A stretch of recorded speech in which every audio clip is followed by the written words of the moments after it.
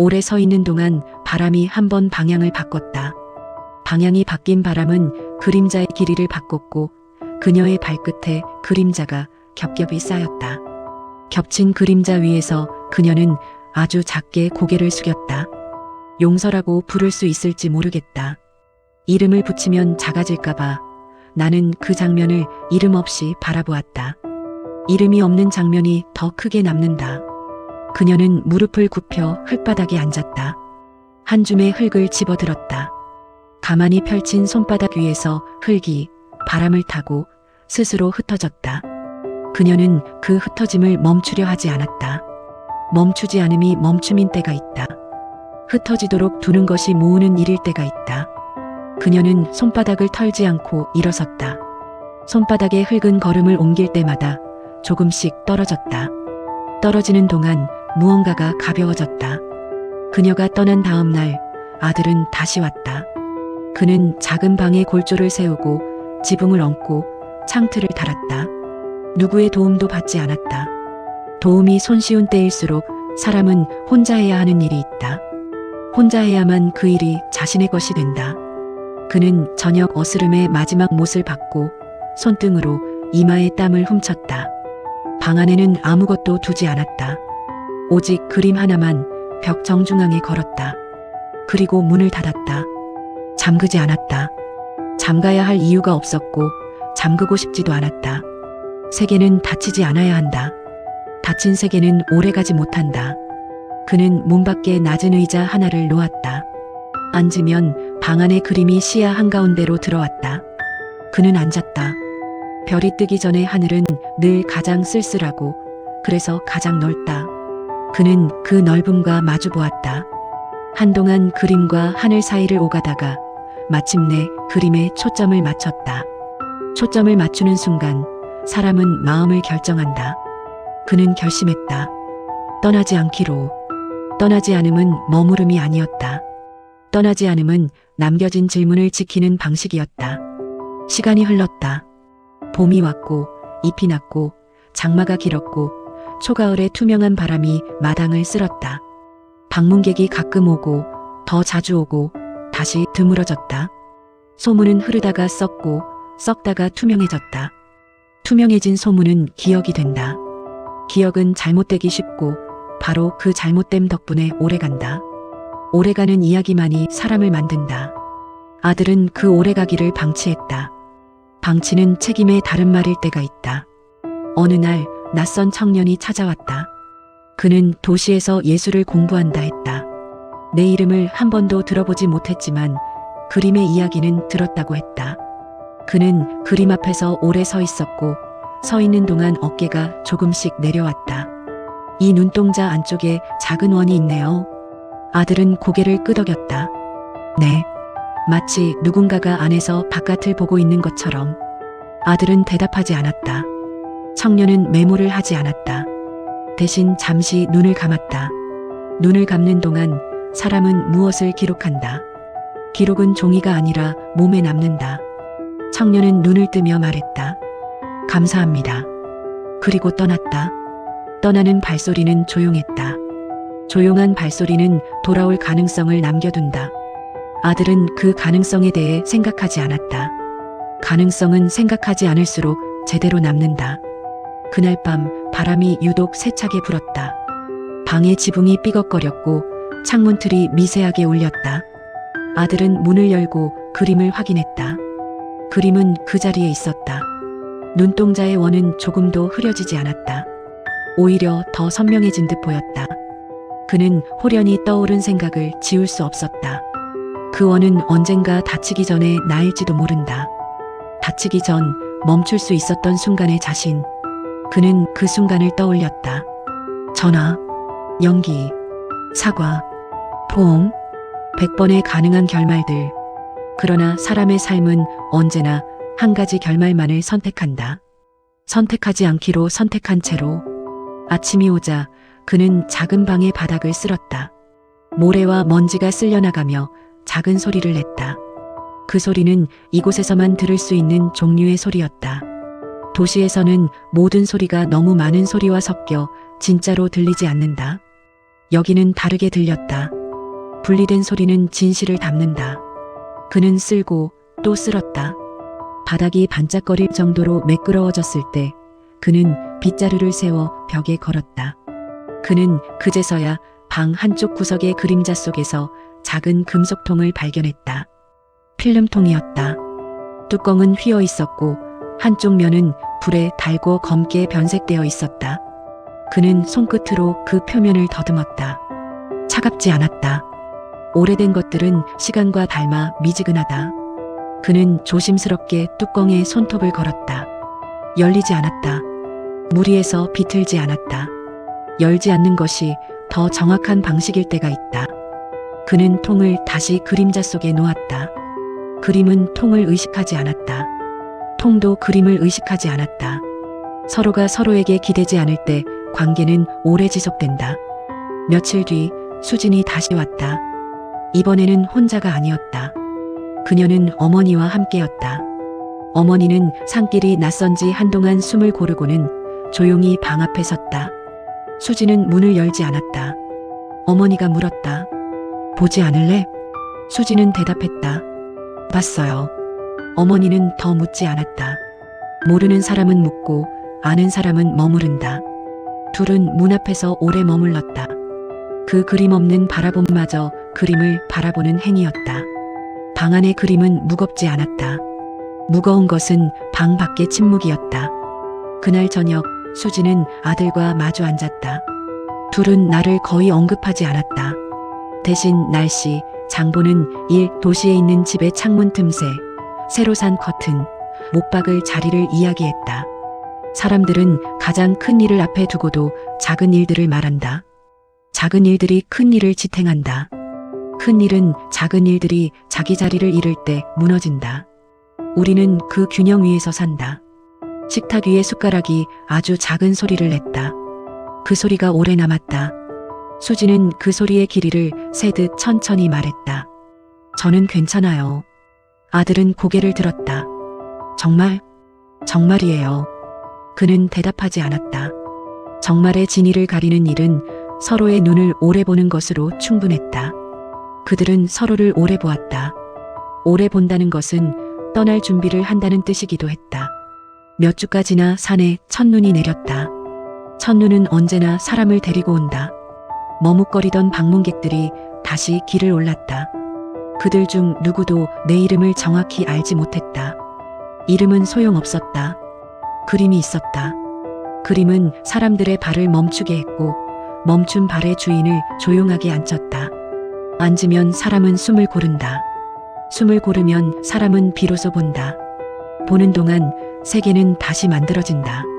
그 되만들기의 순간이 예술이 허락하는 거의 유일한 자비였다. 어느 날 아들은 벽에서 그림을 내려 천으로 감싸들고 마당으로 나왔다. 햇빛 아래 캔버스의 작은 균열들이 미세한 금빛을 띠었다. 그는 붓도 물감도 없이 그 균열들을 손바닥으로 조심스레 눌러보았다. 손바닥의 온기가 캔버스로 옮겨갔다. 따뜻함은 늘 보존을 약속하는 것처럼 보인다. 그는 약속을 할 수 없다는 것을 알았다. 그래서 약속하지 않는 방식으로 약속을 했다. 그저 손바닥을 잠시 더 얹어두는 것. 그 정도의 약속. 그날 밤 꿈을 꾸었다. 나는 어둡고 긴 복도를 걸었다. 복도의 벽에는 낯익은 얼굴들이 걸려 있었다. 대개가 내가 찍은 혹은 찍으려 했던 얼굴들이었다. 어떤 얼굴은 웃고 어떤 얼굴은 울고 어떤 얼굴은 아무 표정도 없었다. 복도의 끝에 문이 있었다. 안쪽에서 빛이 새어나왔다. 문틈으로 내 이름을 부르는 소리가 아주 작게 들렸다. 나는 문을 열지 않았다. 열면 끝난다. 끝나지 않음이 내가 선택할 수 있는 마지막 예의였다. 나는 문 앞에 앉았다. 문은 내가 열지 않아도 언젠가 누군가에 의해 열릴 것이다. 그때 나는 없을 것이다. 그럼에도 문은 열린다. 세계는 한 사람의 부재와 무관하게 열리고 닫힌다. 나는 깨달았다. 부재 속에서만 완성되는 그림이 있다는 것을. 눈이 녹고 흙냄새가 마당을 채웠다. 아들은 방 한가운데에 작은 탁자를 놓고 그 위에 노트를 펼쳤다. 아무 글자도 쓰지 않았지만 여러 장을 넘겼다. 빈 페이지들이 바람에 흔들렸다. 그는 펜을 들지 않은 채 오래 생각했다. 글자를 쓰는 대신 그는 결심을 적었다. 결심은 페이지에 적히지 않는다.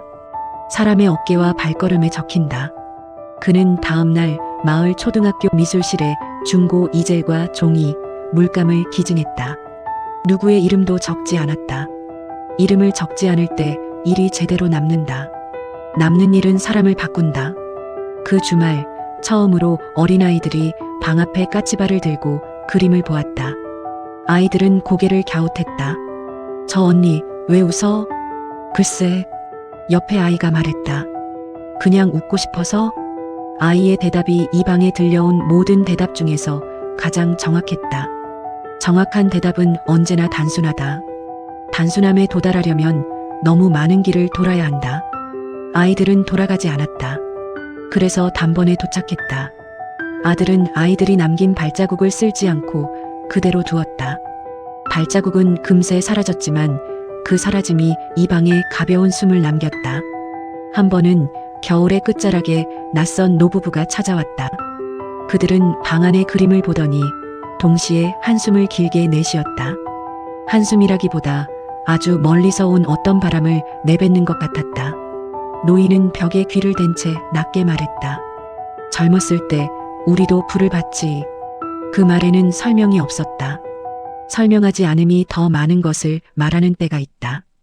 그들은 오래 서 있다 떠났다. 떠나며 문지방에 손을 대고 아주 작게 고개를 숙였다. 누군가에게는 그것이 기도처럼 보였고, 누군가에게는 인사처럼 보였고, 아들에게는 약속처럼 보였다. 각자의 해석이 각자의 구원을 만든다. 이 방은 여러 구원의 자리를 동시에 수용했다. 그림은 그걸 허락했다. 수지는 더 드물게 오게 되었다. 그러나 올 때마다 문 앞에서 오래 머물렀다. 어느 날 그녀는 처음으로 문을 열었다. 방 안은 조용했다. 그림은 여전히 웃고 있었다. 그녀는 그림 앞에 섰다. 손끝이 공기만을 만졌다. 그림에 닿지는 않았다. 닿지 않음은 상처를 남기지 않는다. 상처가 없을 때 사람은 겨우 살아갈 수 있다. 그녀는 입술을 열었다. 당신은 결국 당신을 찍었네요. 그 말이 방 안에 오래 남았다. 말은 대개 곧바로 흩어지지만 어떤 말들은 벽에 스며 눈에 보이지 않는 무늬가 된다. 발치의 그림자 위에서 그녀의 손이 천천히 올라갔다. 그 무늬는 빛의 각도에 따라 어렴풋이 드러난다. 그녀는 더 말하지 않았다. 대신 문을 닫았다. 닫는 소리는 아주 작았다. 작은 소리는 오래간다. 아들은 그날 밤 작은 방의 창문을 열어두었다. 산바람이 그림 앞을 지나갔다. 바람은 아무것도 바꾸지 않는 것처럼 보인다. 그러나 바람이 지난 자리에는 다른 공기가 남는다. 다른 공기 속에서 사람은 다른 표정을 한다. 그는 창을 절반쯤 닫고 의자에 앉았다. 그림과 창 사이에 앉으면 두세 개가 겹친다. 실내와 실외, 과거와 현재, 남은 것과 떠난 것. 그 겹침 속에서 그는 잠들었다. 잠은 종종 가장 분명한 대답을 데려온다. 꿈도 소리도 그림도 없이 그는 오래 잤다. 새벽녘 산새가 올 때 그는 눈을 떴다. 방 안은 희끄무레했고 그림의 눈동자에 새벽빛이 작게 박혀 있었다. 그 광점이 한때 내가 셔터를 누르던 순간의 반짝임과 닮아 보였다. 닮음은 이어짐이다. 이어짐이 있을 때 사람은 조금 덜 아프다. 그는 조용히 고개를 숙였다. 그 숙임은 슬픔이 아니라 인사였다. 인사를 마치고 그는 문을 닫았다. 문은 소리 없이 닫혔다. 닫히는 소리마저 이 방은 삼켰다. 계절이 한 번 더 돌았을 때 아들은 작은 비석을 세웠다. 글자는 새기지 않았다. 대신 매끈한 면을 하늘로 향하게 했다. 비석은 보는 사람의 얼굴을 흐릿하게 비췄다. 흐릿한 얼굴은 사람을 겸손하게 만든다. 우리는 자신을 또렷이 볼 때 오만해지고 흐릿하게 볼 때 조심스러워진다. 조심스러움은 살아남는 기술이다. 그는 그 앞에 한동안 서 있었다. 그리고 아주 짧게 웃었다. 웃음은 무덤 앞에서 더 정확해진다. 정확한 웃음은 길지 않다. 그는 작은 통 하나를 비석 아래 묻었다. 필름통이었다. 열지 못한 그 통. 그는 알았다. 열면 모든 설명이 시작되고 모든 설명은 오자마자 낚는다. 낡음을 미리 알 때 사람은 설명을 미룬다. 미룬 이야기는 때로 더 멀리 간다. 그는 흙을 덮고 발로 가볍게 다졌다. 다지는 동안 발밑이 단단해지는 느낌이 들었다. 단단함은 약속의 또 다른 말이었다. 그날 저녁 눈이 왔다. 기상 예보에 없는 눈이었다. 예보에 없는 일은 늘 사람들의 대화거리가 된다. 마을 사람들은 서로에게 전화했고 아이들은 마당으로 뛰어나왔다. 아들은 문을 열고 한 걸음 나갔다가 다시 안으로 들어와 그림을 바라보았다. 눈발이 문턱에서 갈라져 양쪽으로 부서졌다. 그 부서짐이 아름다웠다. 이유가 없어서, 이유 없는 아름다움 앞에서 사람은 잠시 선하다. 선함은 설명할 수 없는 데서 나온다. 그는 오래 서 있었다. 밤이 깊어지자 눈은 그쳤다. 뒤늦은 정막이 산을 덮었다. 정막 속에서 그는 작은 방의 전등을 끄고 어둠 속 그림을 바라보았다. 어둠 속의 그림은 낮의 그림과 달랐다. 낮에는 눈동자가 세상을 삼키고 밤에는 세상이 눈동자를 삼켰다. 삼켜진 자리에서 그는 낮게 속삭였다. 이제 괜찮다. 그 말을 누구에게 했는지 그는 몰랐다. 나에게였을 수도, 자신에게였을 수도, 혹은 남은 세계 전체에게였을 수도. 그러나 어느 쪽이든 상관없었다. 말은 대상에 닿기보다 말한 사람의 몸 안에서 먼저 울린다. 울림이 멈출 때 사람은 조금 자유로워진다. 이듬해 봄 도시는 그의 전화를 받았다. 미술관의 큐레이터라는 사람이었다. 소문을 듣고 왔다고 했다. 그림을 빌려줄 수 있겠느냐고 물었다. 아들은 한동안 대답하지 않았다. 빌려줌은 잃지 않기 위한 기술일 때가 있고 잃는 다른 방식일 때가 있다. 그는 창밖을 오래 보았다. 진달래가 산자락에 피었고 바람이 잎을 뒤집었다. 그는 말했다. 아직은 여기 두겠습니다. 상대는 실망하는 소리를 내지 않았다. 대신 천천히 말했다. 언젠가 마음이 바뀌면 연락 주세요. 전화를 끊고 그는 한동안 수화기를 쥔 채 있었다. 사람의 손은 빈 것을 쥐고 있을 때 가장 정직하다. 정직한 손이 잠시 떨렸다. 떨림이 가라앉자 그는 방으로 들어가 의자에 앉았다. 그리고 그림과 눈을 맞췄다. 여기서 괜찮지? 그는 자신에게 물었고 그림은 대답하지 않았다. 대답하지 않음이 답일 때가 있다. 그는 그 답을 받았다. 산의 계절은 또 한 바퀴를 돌았다. 어느 저녁 서쪽 하늘이 오래 붉었다. 붉음은 불길과 다르다. 불은 삼키고 붉음은 비춘다. 비춤은 사람을 자리에서 일으킨다. 그는 자리에서 일어나 마당을 한 바퀴 걸었다. 오두막의 자리, 작은 방, 비석, 그리고 문턱. 문턱 위에 오래전 내가 놓아두었던 돌 하나가 그대로 있었다. 그는 그 돌을 들어 반대편으로 옮겨 놓았다. 그 작은 이동이 세계의 균형을 바꿨다. 적어도 그에게는 그랬다. 사람의 세계는 언제나 사람만큼 작다. 그 작음 속에서만 우리가 버틴다. 밤, 그는 꿈을 꾸지 않았다. 꿈을 꾸지 않는 밤이 꼭 평온한 것은 아니지만 그 밤은 평온했다. 아침에 눈을 떴을 때 그는 자신이 더 이상 이 방을 지키지 않아도 된다는 느낌을 받았다. 느낌은 근거가 없다. 그러나 느낌은 근거보다 오래 간다. 그는 문을 열고 마지막으로 그림을 바라보았다. 그림은 변하지 않았다. 변하지 않음이 변화를 만든다. 변하지 않는 것이 있어야 사람들이 움직일 수 있다. 그는 미소를 지었다. 아주 짧게. 그리고 문을 닫았다. 그가 산을 내려간 뒤에도 그림은 그 자리에 남았다.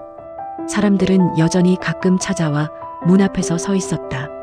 서 있던 사람들 중 몇은 문을 열고 들어갔다. 들어간 사람들 중 몇은 의자에 앉았다. 앉은 사람들 중 몇은 울었고 몇은 웃었다. 울음과 웃음이 번갈아 방에 쌓였다. 쌓인 것들은 흔적이 되었다. 흔적은 지워지지 않았다. 지우지 않으려는 사람들이 있었고 지우고도 남는 무늬가 있었기 때문이다. 어느 봄비 오는 날 한 여인이 홀로 방에 들어왔다. 그녀는 문을 닫지 않았다. 빗소리가 방의 공기를 씻어내렸다. 그녀는 그림 앞에서 속삭였다. 그날 당신이 날 불렀을 때 나는 두려웠어요.